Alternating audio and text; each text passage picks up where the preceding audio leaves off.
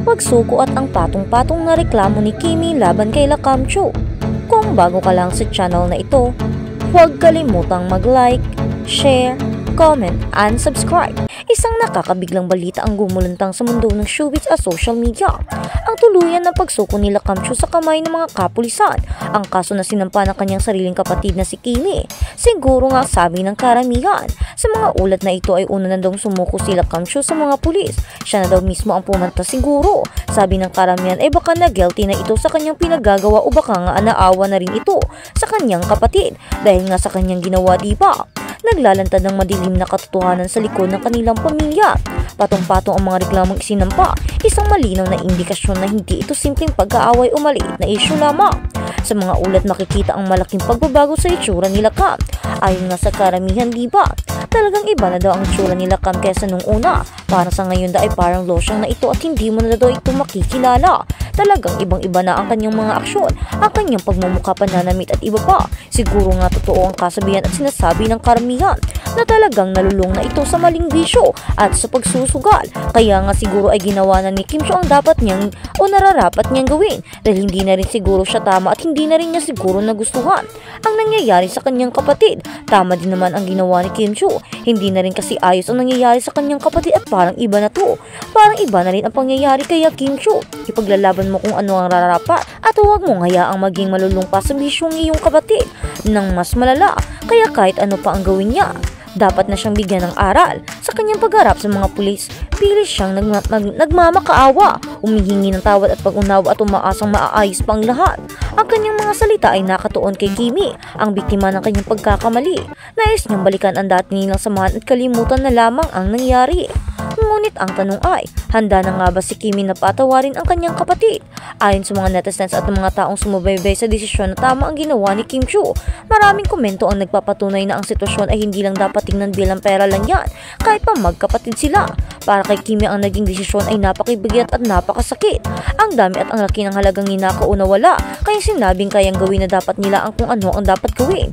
Sa gitna ng lahat ng intriga, ang tanging mapapayo ng sambayanan ay ang taimtim na panalangin para sa pamilya ni Kimi na sana'y magkaroon ng kapayapaan at maging matatag sila sa mga hamon na ito. Ang kasong ito ay isang malaking salamin sa katotohanan ng buhay, kung paano kayang sirain ng bisyo ang pinakamatibay na ugnayan at kung gaano kahalaga ang prinsipyo ng hustisya at pagtuturo ng leksyon kahit pa sariling dugo. Kaya naman ang nangyayari kay Lakam Cho ay isa lamang aral na dapat niyang pag-aralan at dapat niyang matutunan. At sa kabilang banda, shocking news, Kim Cho. Sinasabi daw dito na si Kim Cho daw ay nagsampangan ng kaso para sa kanyang kapatid pero handa daw siya patawarin ito. Kaya naman kung hingi daw ito ng tawad ay kanya daw itong patatawarin. At baka nga daw ay maiuurong ang kaso. Pero sa ngayon ay hindi na muna dahil hindi pa ito nag-iisip kung ano ang dapat na dapat gawin. Pero kung hingi daw ito ng tawad at magmamakaawa sa kanya ay hindi na daw kailangan basta't magbago lang ay kaya at handa niya daw itong patawarin dahil kapatid niya ito at mahal na mahal daw niya si Ate Lakambini niya dahil ito daw ang nagiging ina sa kanya. Ito daw ang pinaka naging malapit sa kanya at naging sandigan niya noong mga unang karera niya at paglapit niya sa kanyang trabaho. Kaya naman ang mga pangyayaring ito ay hindi na rin naisip pa ni Kimi. Siguro nga ay para sa kanya, mahalaga talaga ang kanyang kapatid at mahal na mahal talaga niya si Lakam. Sino nga naman diba ang hindi maaawa sa isang kapatid? Kahit pa nagnakaw ito ng malaking pera, alam na alam ni Kimi at para sa kay Kimi, ang mahalaga ay ang pamilya at hindi ang pera. Pero sa mga pangyayaring ganito na hindi pa naman daw humihingi ng tawad at nagsisisi ang kanyang kapatid, siguro ay kailangan pa muna nito bigyan ng lesson para naman daw matuto at maisip na ang ginawa ay hindi talaga tama. Kaya naman, Kim Cho, kung ano man ang iyong iniisip ay malagi kaming andito at suportahan ka. Pero sana naman ay huwag kang mas maging mabuti agad dahil alam mo naman ang mga pangyayari. Kaawaan mo din ang iyong sarili, ang iyong mga paghihirap at pinaghihirapan. Huwag mong hayaang mawala ito agad. Sa ginawa nila Kam, alam naman namin na talagang napakalaking kasalanan ito at kaya nga ginawa mo ang mga pangyayaring ito. Pero, ang iniisip mong pagpapatawad sana ay pag-isipan mo muna. Pwede mo naman siya pagtawarin, pero ang pag-urong sa kaso ay baka mas magiging malala pa ang sitwasyon. Baka mas hindi ito magbabago dahil iisipin nito na kahit anong mangyari ay hindi mo siya kayang parusahan. o hindi mo siya kayang talikuran o iwan.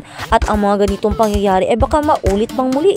Kaya Kim, sigaw ng karamihan, pag-isipan mo muna kung iuurong mo ang kaso, kung ito ba ang dapat na gawin o hindi. Dahil hindi mo naman kailangan na iuurong ang kaso sa pamamagitan ng pagpapatawad. Meron namang ganito na pinatatawad mo pero pinapatuloy pa rin ang kaso upang magising sa mga kasalanan kanyang ginagawa, pero ang desisyon ay manggagaling pa rin sa iyo, Kim. Susuportahan ka pa rin namin. Kaya sigaw ng kambayanan, hustisya para kay Kim Chiu, hustisya para sa Chinita Princess namin, hustisya para sa kanyang pinaghihirapan, sa kanyang mga pagsisikap na naubos lang sa sugal, sa mga walang kwenta-kwentang bagay na sayang lang doon. Kaya naman hustisya para sa aming Chinita Princess na minamahal namin, hustisya para sa kanya, sana'y makuha na. At sa kabilang banda, Paolo Avellino dinaan sa kanta ang pagmamahal kay Kim Chiu. Mukhang may something na talaga sina Paolo Avellino at Kim Chiu. Ayaw pa nilang umamin. Sa Thanksgiving party kasi para sa success ng kanilang serie ay kumanta si Paolo ang pinakasikat na awit ng parokya ni Edgar na O Pare Ko.